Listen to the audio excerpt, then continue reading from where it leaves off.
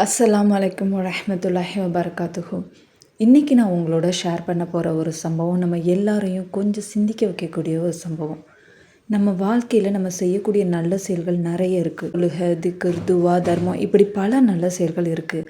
ஆனால் நம்ம மரணத்துக்கு அப்புறம் நம்மளை பற்றி யோசித்தா மக்களோட ஞாபகத்துக்கு வருவது என்னவாக இருக்கும்? நம்மளுடைய எந்த நல்ல குணம் நமக்கு நன்மையாக மாறும்? இதை பற்றி சிந்திக்க வைக்கக்கூடிய ஒரு சம்பவம் தான் இன்றைக்கி நான் உங்களோட ஷேர் பண்ண போகிறது. இந்த சம்பவம் டாக்டர் ஹலா சமீர் அவர்கள் கூறியதாக சொல்லப்படுது. சரி, அந்த சம்பவத்தில் உண்மையாக என்ன நடந்தது அப்படின்னு வாங்க இப்போ நம்ம வீடியோவில் போய் பார்க்கலாம். டாக்டர் ஹலா சமீர் அப்படிங்கிறவங்க எகிப்திலும் அரபு உலகிலும் அறியப்பட்ட ஒரு மார்க்க பேச்சாளர். குறிப்பாக பெண்களுக்கு மார்க்க விஷயங்களை எடுத்து சொல்லி அல்லாஹ் கிட்ட நெருக்கமாக வாழ்வதற்கு அவங்கள ஊக்கப்படுத்துபவர். குழந்தைகள் முதல் பெரியவங்க வர குரானை கற்றுக் கொடுக்குறதும் குரானை மனனம் செய்ய ஹெல்ப் பண்ணுறது போன்ற எல்லா வேலையிலையும் டாக்டர் ஹலா சமீர் ஈடுபடுறதா கூறப்படுது. அது மட்டும் இல்லாமல் இறந்த பெண்களுக்கு குசுல் செய்யக்கூடிய வேலையிலையும் அவங்க ஈடுபட்டதாக கூறப்படுது. டாக்டர் ஹலா அவங்க என்ன சொல்கிறாங்க அப்படின்னா, ஒரு குடும்பத்தில் இருந்து யாராவது ஒரு பெண் இறந்துட்டாங்கன்னா அவங்களோட குடும்பத்தினர் அவங்கள ஃபோன் பண்ணி கூப்பிடுவாங்களாம். நீங்கள் தயவு செஞ்சு வாங்க, இந்த மாதிரி எங்கள் குடும்பத்தில் ஒருத்தவங்க இறந்துட்டாங்க, அவங்களுக்கு நீங்கள் குசுல் செஞ்சு கொடுங்க அப்படின்னு கேட்பாங்களாம். ஆனால் எப்போ இந்த மாதிரி அவங்களுக்கு கால் வரும்போதோ அவங்க ஒரே ஒரு விஷயத்த முதல்ல கேட்பாங்களாம். அந்த இறந்து போன நபர் தொழுகையை தொழுபவராக இருந்தார்களா அப்படின்னு அவங்க கேட்பாங்களாம். அந்த கேள்விக்கு பதில் சொல்கிற மாதிரி அப்போ அவங்க சில நேரம் தொழுவாங்க, சில நேரம் தொழ மாட்டாங்க, இல்லைனா அவங்க வாழ்க்கையில் தொழுதே கிடையாது, இப்படி அவங்க சொன்னாங்க அப்படின்னா டாக்டர் ஹலா உடனே மன்னிச்சுக்கோங்க, என்னால் குசுல் செய்து கொடுக்க முடியாது, நீங்கள் வேறு யாரையாவது கூப்பிட்டுக்கோங்க அப்படின்னு சொல்லுவாங்களாம். அதுக்கு அவங்க என்ன ரீசன் சொல்கிறாங்க அப்படின்னா, தொழுகையை தொழாத ஒரு நபருக்கு குசுல் செய்யும் போதெல்லாம் அவங்க அந்த குசுல் செஞ்சு முடித்ததுக்கப்புறம் அவங்க பர்சனலாக ரொம்ப பாதிக்கப்படுவாங்களாம். அவங்களோட முகத்தில் ஏற்படுற சின்ன சின்ன மாற்றங்கள், அவங்களோட உடலில் ஏற்படுற மாற்றங்கள், சில நேரங்கள் அந்த டெட் பாடியிலேருந்து வரக்கூடிய ஸ்மெல், இதெல்லாமே குசுல் செய்யும்போது நிறைய விஷயங்கள் அவங்க பார்ப்பாங்க இல்லையா, அது எல்லாமே பல நாட்கள் குசுல் செஞ்சு முடிஞ்சதுக்கப்புறமும் அவங்கள கஷ்டப்படுத்திக்கிட்டு இருக்குமா. சில நேரங்களில் ஒரு வாரத்துக்கு மேலே அந்த பாதிப்பு இருக்குமா. அதனால் தொழுகையை தொழாதவங்களுக்கு குசுல் செய்வதை நான் நிறுத்திட்டேன் அப்படின்னு அவங்க அந்த சம்பவத்தில் சொல்கிறாங்க. இப்போது இதுக்கு கம்ப்ளீட்டாக மாறுபட்ட ஒரு விஷயத்தை அவங்க சந்தித்ததாகவும் சொல்கிறாங்க. ஒரு நாள் இதே மாதிரி ஒரு குடும்பத்திலேருந்து அவங்களுக்கு கால் வருது. டாக்டர் ஹலா, தயவு செஞ்சு வாருங்க, எங்களோட அம்மா இறந்துட்டாங்க, அவங்களுக்கு நீங்கள் குசுல் செஞ்சு கொடுக்கணும் அப்படின்னு. வழக்கம் போல் அவர் முதல்ல கேட்குற கேள்வி, உங்கள் அம்மா தொழுவாங்களா அப்படின்னு. உடனே அவங்க ஆமாம், எங்கள் அம்மா 5 வேளையும் தொழுதுருவாங்க, அவங்க ரொம்ப நல்ல பெண்மணி, அவங்க தன்னோட வாழ்க்கையில் நிறைய நல்ல காரியங்கள்லாம் செஞ்சுருக்காங்க அப்படின்னு சொல்கிறாங்க. உடனே சரி நான் வரேன் அப்படின்னு இவங்களும் ஒத்துக்கிட்டாங்க. பிறகு தங்க கூட சில பேரை அழைச்சிக்கிட்டு அவங்க அந்த வீட்டுக்கு போகிறாங்க. அந்த வீட்டுக்குள்ளே போனப்போ அந்த குடும்பத்தில் உள்ளவங்க அந்த இறந்து போன அம்மாவை ஒரு அறையில் வச்சுருக்கோம், நீங்கள் அங்கே வச்சு தான் குசுல் செய்யணும் அப்படின்னு சொல்கிறாங்க. இதில் சில வீட்டில் பேஸ்மெண்ட் கிரவுண்ட் ஃப்ளோர் மட்டும் கிடையாது, இந்த ரெண்டுக்கும் இடையில ஒரு ரூம் மாதிரி இருக்குமா. அந்த மாதிரி ஒரு சின்ன ரூமில் தான் அவங்க தாயோட உடலை வச்சுருக்காங்க. அந்த ரூமுக்குள்ளே டாக்டர் ஹலா போய் பார்க்குறாங்க. அங்கே வெளிச்சமே இல்லை, அது ஒரு ஸ்டோர் ரூம் மாதிரி இருக்குது, அங்கே சரியான லைட்டிங்ஸ் எதுவுமே இல்லை. உடனே அந்த குடும்பத்தில் உள்ள ஒருத்தங்களை அழைச்சி எனக்கு ஒரு டார்ச் மட்டும் கொண்டு வாங்க, இங்கே ரூம் ரொம்ப இருட்டாக இருக்குது அப்படின்னு சொல்கிறாங்க. உடனே அந்த பெண்ணும் என்ன பண்ணுறா, டார்ச் எடுக்கிறதுக்காக போகிறாங்க. அதுக்குள்ளே அவங்க குசுல் செய்வதற்கு தேவையான பொருட்கள் எல்லாமே தங்களோட பையிலேருந்து எடுத்து அதை தயார் பண்ணிகிட்டு இருந்திருக்கிறாங்க. அப்போது அந்த குடும்பத்தில் இருக்கிற இன்னொரு பெண் ஜன்னலை கொஞ்சம் திறக்கலாமா, ரூம் ரொம்ப இருட்டாக இருக்கே அப்படின்னு சொல்கிறாங்க. ஆனால் அந்த ஜன்னல் நேராக ஸ்ட்ரீட்டை பார்த்த மாதிரி இருந்திருக்கு. அந்த ரூம் ஃபுல்லாக கொஞ்சம் கீழே இருக்கிற மாதிரி இருக்கனால தெருவில் யார் போனாலுமே இவங்களால ஈஸியாக பார்க்க முடியும். அந்த தெருவில் போகிறவங்களும் உள்ளே என்ன நடக்குது அப்படிங்கிற மாதிரி பார்க்க முடியும். அதனால் ஜன்னலை ஃபுல்லாக திறக்காமல் கொஞ்சம் மட்டும் திறந்து வச்சுருந்துருக்காங்க. குறைந்தபட்சம் அவங்களால குசுல் செய்யக்கூடிய அளவுக்கு வெளிச்சம் இருந்தால் போதும், அந்த லெவலுக்கு மட்டும் திறந்து வச்சுருக்காங்க. பிறகு டாக்டர் ஹலா சரி பிஸ்மில்லா அப்படின்னு சொல்லி அவங்க குசுல் செய்ய ஆரம்பிச்சிட்டாங்க. ஆனால் அங்கே ஒரு விஷயம் அவங்களுக்கு ரொம்பவே ஆச்சரியமாக இருந்திருக்கு. எல்லாமே ரொம்ப ஈஸியாக அவங்க குசுல் செஞ்சு முடிக்கிற மாதிரி இருந்திருக்கு. அவங்க எந்த பொருளையும் தேடுறதுக்கோ எதையும் கண்டுபிடிக்கிறதுக்கோ அங்கே எந்த ஒரு பிரச்சனையும் இல்லாமல் எல்லா பொருளுமே சரியான டைமில் கிடச்சிட்டே இருந்திருக்கு.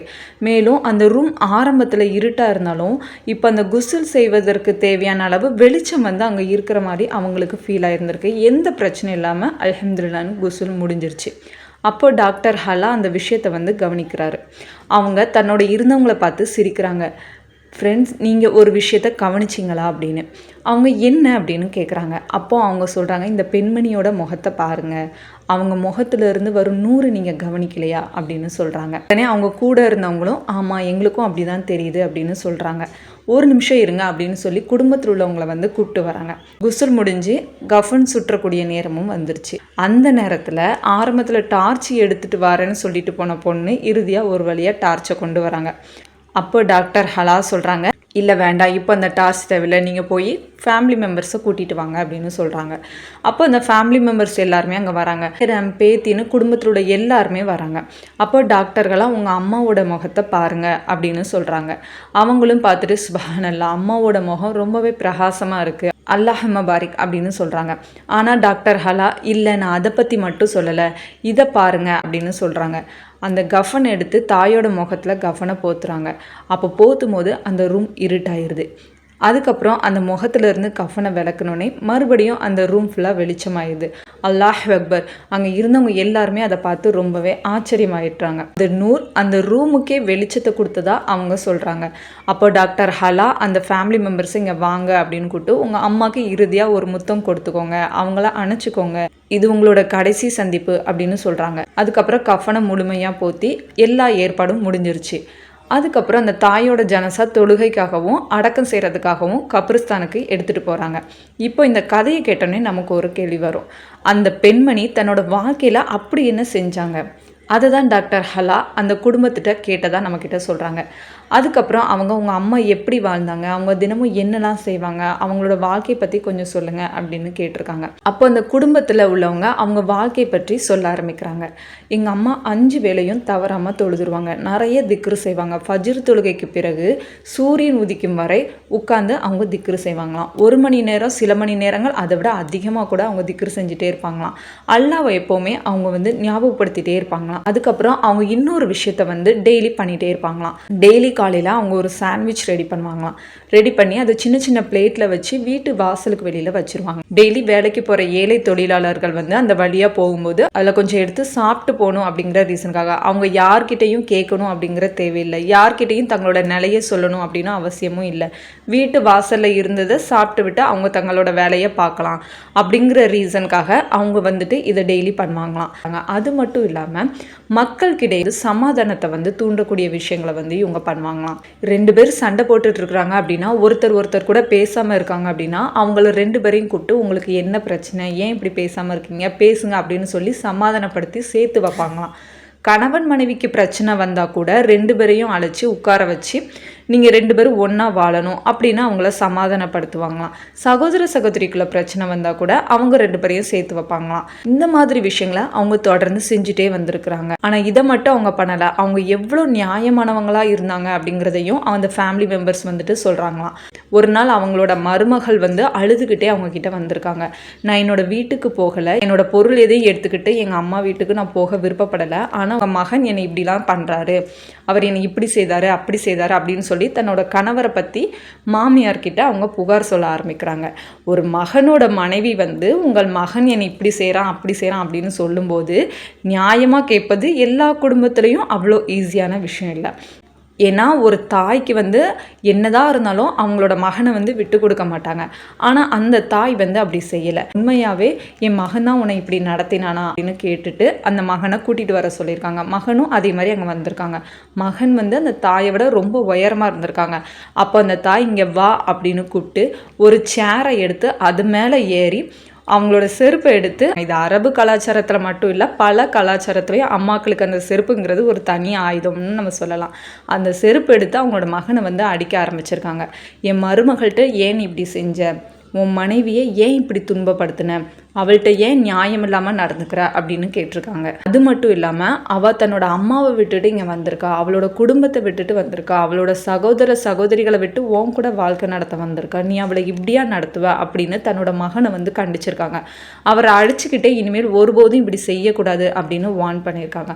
அல்லாஹ் அக்பர். இப்போ இந்த கதையோட ஆரம்பத்துக்கும் முடிவுக்கும் இடையில இருக்கும் தொடர்பாக கொஞ்சம் சிந்திச்சு பாருங்க. இந்த பெண்மணி தொழுகையை பாதுகாத்திருக்காங்க, திக்ரு செஞ்சிருக்காங்க, அல்லாஹ்வை நினைவு கூர்ந்திருக்காங்க, மக்களுக்கு உணவு கொடுத்துருக்காங்க. யாருக்கும் தெரியாமல் நல்லது செஞ்சுருக்காங்க. ஆனால் அதோடு மட்டும் அவங்க நிற்கல. மக்களுக்கு இடையே இருந்த உறவுகளை சரி செஞ்சுருக்காங்க, பிரிஞ்சவங்களை ஒன்று சேர்த்துருக்காங்க, கணவன் மனைவியை மீண்டும் சேர்த்துருக்காங்க. அதாவது மக்களோட உறவுகளை சரி செய்வதே தன்னோட வாழ்க்கையில் ஒரு பகுதியாக வச்சுருந்துருக்காங்க. இதுலேருந்து நம்ம ஒரு மிகப்பெரிய விஷயத்தை நம்ம கற்றுக்கணும். நம்ம வாழ்க்கையில் முதல்ல நம்ம என்ன செய்யணும் அப்படின்னா, அல்லாஹ் சுப்ஹானஹு வ தஆலாக்கு கீழ்ப்படிந்து நடக்கணும். தொழுகையை பாதுகாத்துக்கோங்க, திக்ரு செய்யுங்க, துவா செய்யுங்க, குரானை ஓதுங்க, நம்மளால் முடிஞ்ச அளவுக்கு நல்ல செயல்களை செய்யுங்க. இது எல்லாமே மக்கள் நம்மளை பாராட்டணும் அப்படிங்கிறதுக்காக இல்லை, அல்லாஹ்கிட்ட நம்ம நெருக்கமாகணும் அப்படிங்கிற ரீசனுக்காக. இந்த பெண்மணியோட வாழ்க்கையை தனித்துவமாக தெரிந்த ஒரு விஷயம்னா மக்களுக்கிடையே சமாதானத்தை ஏற்படுத்தியிருக்காங்க. 2 இதயம் பிரிஞ்சிருந்துச்சு அப்படின்னா அதை மீண்டும் இணைக்க அவங்க முயற்சி செஞ்சுருக்காங்க. 2 குடும்பம் பிரிஞ்சிருந்துச்சு அப்படின்னா அதை மீண்டும் இணைக்க அவங்க முயற்சி செஞ்சுருக்காங்க. அதனால தான் இந்த சம்பவத்தை பற்றி சொன்னவங்க அவங்க மரண நேரத்தில் கூட அவங்க வாழ்க்கையில் நல்ல செயல்களோட இதை தொடர்பு படுத்தி பார்த்துருக்காங்க. செய்யும்போது அவங்களோட முகத்தில் நூறு இருந்ததா அங்கே சுற்றி இருக்கிறவங்க சொன்னாங்க. அந்த நூறு அறைக்கே வெளிச்சமாக இருந்ததாகவும் அவங்க எக்ஸ்பிளைன் பண்ணியிருக்காங்க. அல்லாஹ் அக்பர். ஆனால் நமக்கு உறுதியாக தெரிந்த விஷயம் என்ன, நம்முடைய முடிவு எப்படி இருக்கும் என்பது நமக்கு தெரியாது. நம்ம எப்போ இந்த உலகத்தை விட்டு போக போகிறோங்கிறதும் நமக்கு தெரியாது. ஆனால் நம்ம எப்படி வாழணும் அப்படிங்கிற மட்டும் நமக்கு தெரியும். அல்லாஹ்வுக்கு கீழ்ப்படிந்து வாழணும், தொழுகையை பாதுகாக்கணும், நல்ல செயல்கள் செய்யணும், மக்களுக்கு நன்மை செய்யணும். உங்களால் முடிஞ்சா பிரிஞ்ச 2 உள்ளங்களை சேர்த்து வைங்க. மனதை உடைப்பவராக இல்லை, ஒருத்தவங்களோட மனதை இணைப்பவராக நம்ம இருக்கணும். மக்களுக்கிடையே பிரச்சனையை அதிகப்படுத்துவராக இருக்கக்கூடாது, சமாதானத்தை ஏற்படுத்துவராக நம்ம இருக்கணும். ஏன்னா நம்ம வாழ்க்கையில் நம்ம செய்த நிறைய விஷயங்களை மக்கள் மறந்துடலாம். ஆனால் ஒருத்தங்களுக்கு கொடுத்த ஒரு வேளை உணவு, ஒருத்தங்களோட கண்ணீரை தொடச்ச ஒரு வார்த்தை, பிரிஞ்ச 2 இதயத்தை சேர்த்த ஒரு முயற்சி, இது எல்லாமே அல்லாஹ்ட்ட பெரிய நல்ல விஷயமா இருக்கலாம். யா அல்லாஹ், நாங்கள் உயிருடன் இருக்கும் ஒவ்வொரு நாளும் உனக்கு கீழ்ப்படிந்து வாழக்கூடியவர்களாக எங்களை ஆக்குவாயாக. எங்களுடைய தொழுகையை பாதுகாப்பாயாக, எங்களை அதிகமாக திக்ரு செய்பவர்களாக ஆக்குவாயாக. எங்களால் முடிந்த அளவு நற்செயல்களை செய்யக்கூடியவர்களாக ஆக்குவாயாக. மக்களுக்கு நன்மை செய்பவர்களாக எங்களை ஆக்குவாயாக. பிரிந்த இதயங்களை இணைக்கக்கூடியவர்களாக எங்களை ஆக்குவாயாக. மக்களுக்கிடையே சமாதானத்தை ஏற்படுத்துபவர்களாக எங்களை ஆக்குவாயாக. எங்களுக்கு ஜன்னத்துல் ஃபிர்தௌஸை வழங்குவாயாக. எங்கள் பெற்றோர்கள், குடும்பத்தினர் மற்றும் அனைத்து முஸ்லிம்களுக்கும் நல்ல முடிவை வழங்குவாயாக. ஆமீன் யா ரப்பல் ஆலமீன். இன்ஷா அல்லாஹ் அடுத்த வீடியோவில் இன்னொரு ஸ்டோரியோட உங்களை நான் மீட் பண்ணுறேன். அன்டில் தென் அஸ்ஸலாமு அலைக்கும் வரஹ்மத்துல்லாஹி வபரகாத்துஹு.